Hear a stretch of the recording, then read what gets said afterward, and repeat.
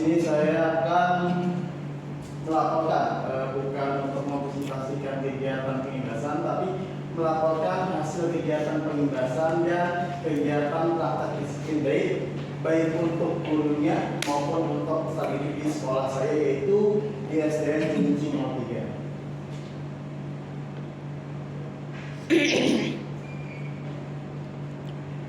Ya.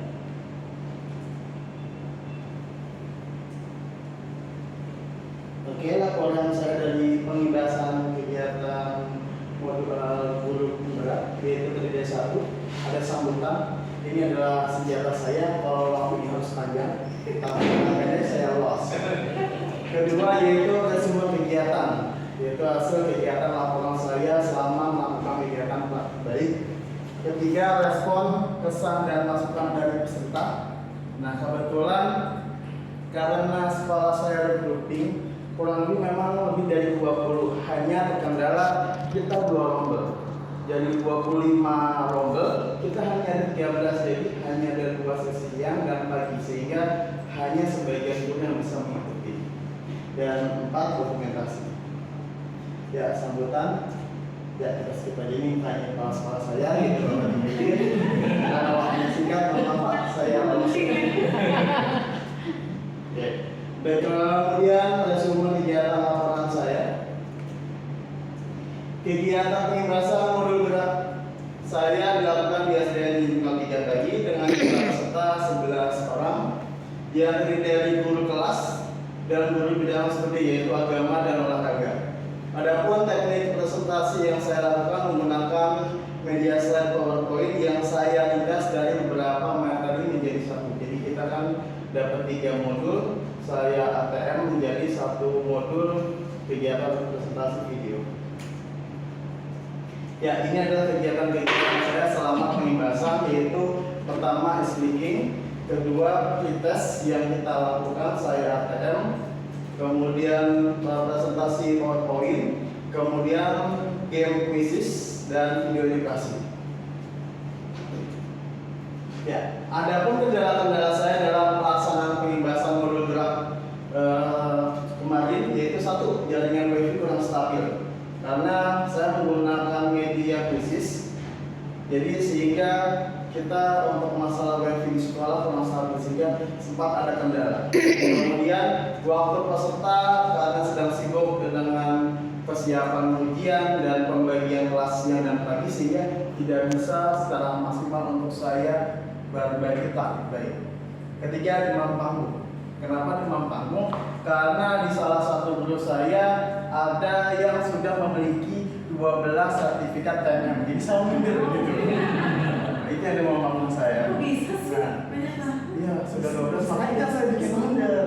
Nah, kemudian 4, rekaman yang sempat terputus karena saya tidak fokus melihat HP sehingga sempat lowbat dan menggunakan pemain, jadi ada bagian 4 yang terpotong. Nah, ini adalah respon yang 11 peserta yang saya ambil, yaitu dari beberapa guru. Jadi kalau yang gambarnya sebelah sana itu guru laki-laki, yang di sini guru perempuan. Seperti itu. Dan yang saya bilang 12 sertifikat bernama Bu Rosmiati, seperti itu. Dan dia juga salah satu tim korektor di wilayah 2. Jadi ke korektor soal-soal untuk kegiatan-kegiatan TTS atau semacam. Lanjut saja. Nah, ini adalah dokumentasi yang sempat diabadikan dalam kegiatan pengindasan baik, yaitu pertama speaking, kemudian presentasi, ini permainan khusus.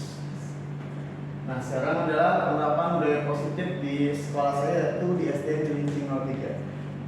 Jadi praktik baik bukan hanya di peserta didik, tapi juga guru atau pendidik. Ya, ini adalah kegiatan budaya positif guru, yaitu di sekolah kami guru-guru juga menyambut siswa di gerbang sekolah maupun pulang sekolah. Jadi untuk guru laki-lakinya menjaga di tengah jalan karena sekolah kami itu tepat di depan polsek, koramil, kecamatan, Jadi agak riskan untuk keamanan. Makanya untuk guru diperbantukan untuk penyeberangan, guru yang perempuan untuk menyambut siswa seperti itu. Oh, sebelah sana WIA 5 ya? RTAS 5 betul. Ya. Kemudian kita memang sudah ada kegiatan program bersih-bersih sekolah setiap sebulan sekali. Kemudian pelatihan pengembangan IT. Kemudian kegiatan keluarga senam dan dinamika kelompok, karena yang saya bilang kami baru regrouping dari 2 sekolah agar menyatu jadi satu sekolah itu butuh proses, makanya banyak kegiatan-kegiatan dinamika kelompok untuk membuat penyatuan yang tadinya 2 sekolah untuk jadi sekolah. Karena kalau masih ini nomor 3 sebagus apapun program, tapi kalau belum menjadi satu visi misi gerak bersama tidak akan berjalan dengan baik. Kemudian itu kegiatan pengibar atau petugas di momen-momen tertentu, guru juga menjadi petugas di lain untuk membuat guru itu membuat pengalaman pribadinya. Kita juga memotivasi siswa, kalau nanti gurunya keren kok bisa seperti itu, badannya enak, pemimpinnya tegas, jadi siswa juga termotivasi seperti itu. Dan keenam, pengimbasan. Karena kebetulan biasanya boros, nggak ketemu fotonya, jadinya kegiatan pengimbasan saya. Jadi ada selang mungkin kita terjadwal pengimbasan yang PMM, karena itu saya bilang guru saya salah satunya sudah punya 12 sertifikat, bukan menyelesaikan 12 modul. Jadi kan beda antara 12 modul berarti belum melakukan aksi nyata. Tapi kalau 12 sertifikat, dia sudah melakukan aksi nyata, sudah mendapat sertifikat seperti itu. Dan dia katanya lagi OTW ke 13. Ya. Selanjutnya itu adalah budaya positif sekolah saya, yaitu kegiatan pengibar. Jadi di setiap Senin kita bergantian kelas untuk menjadi petugas. Kemudian kegiatan kerja bakti bersama. Ada juga kegiatan, jadi 2 minggu sekali setiap Jumat ada senam, ada kegiatan sholat Jumat. Kalau kegiatan sholat Jumat, selain sholat Jumat kita ada kegiatan interaktif sambung ayat.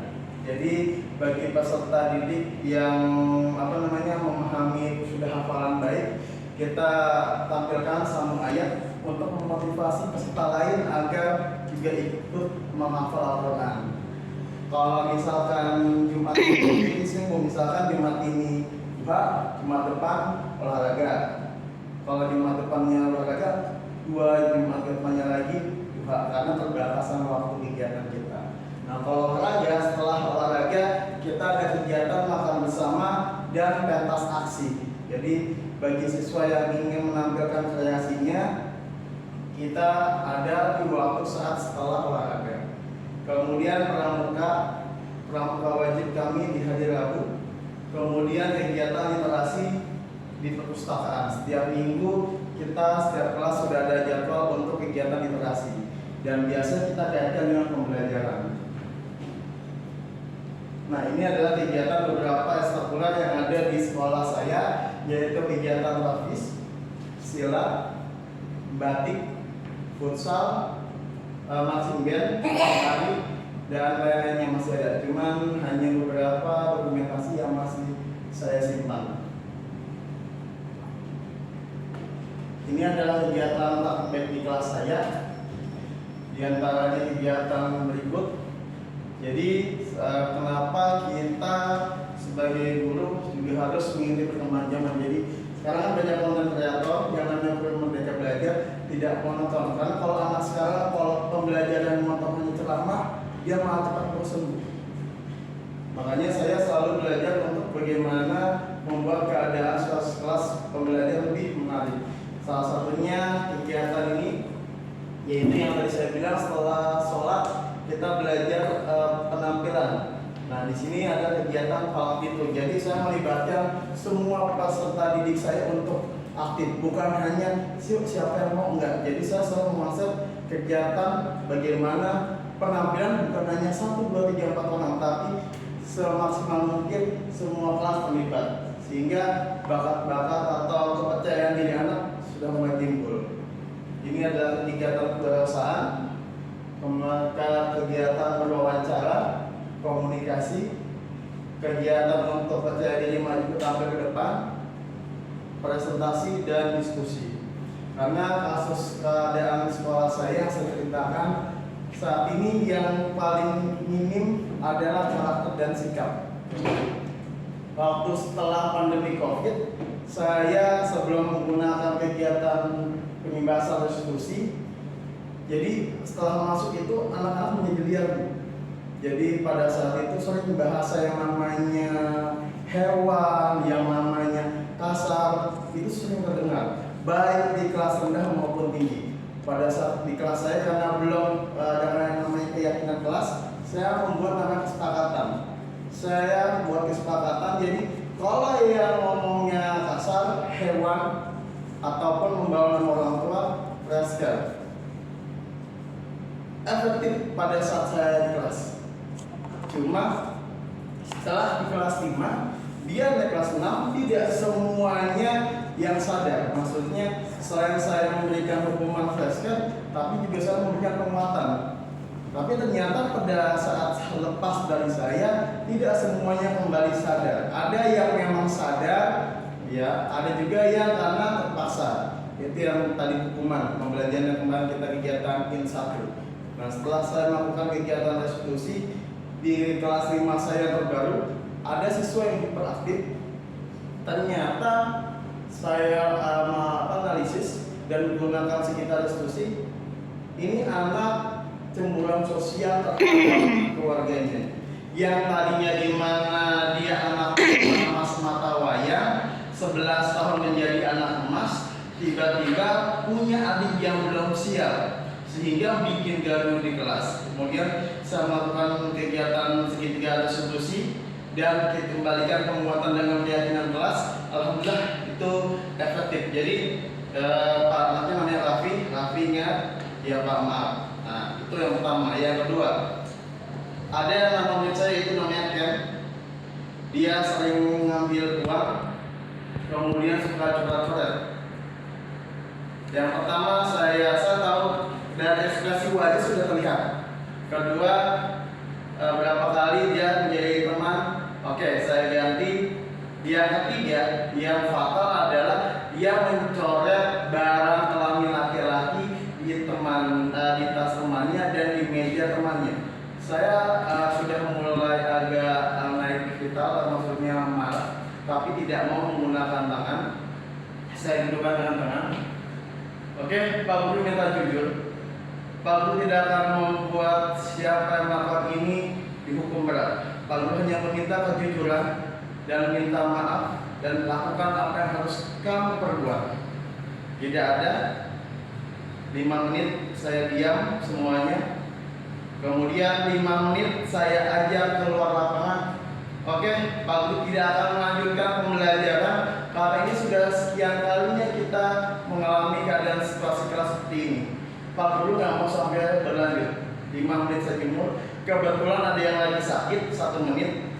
Dia ikut sengaja memang 1 menit ikut baris. Kemudian saya suruh duduk menepi di pinggir. Saya menggunakan temannya itu sebagai media pancing, yaitu kamu namanya Zolim. Zolim kepada teman kamu, Zolim kepada Pak Guru. Kalau seperti ini, buat apa kita belajar? Kalau karakter kalian tidak ada yang mau belajar tanggung jawab. Saya hitung sampai 10. Kalau tidak, ya saya sedikit ancaman. Berarti memang Pak Guru tidak layak untuk mengajar kalian karena Pak Guru tidak baik, tidak bisa menumbuhkan untuk sikap kebaikan pada diri kalian.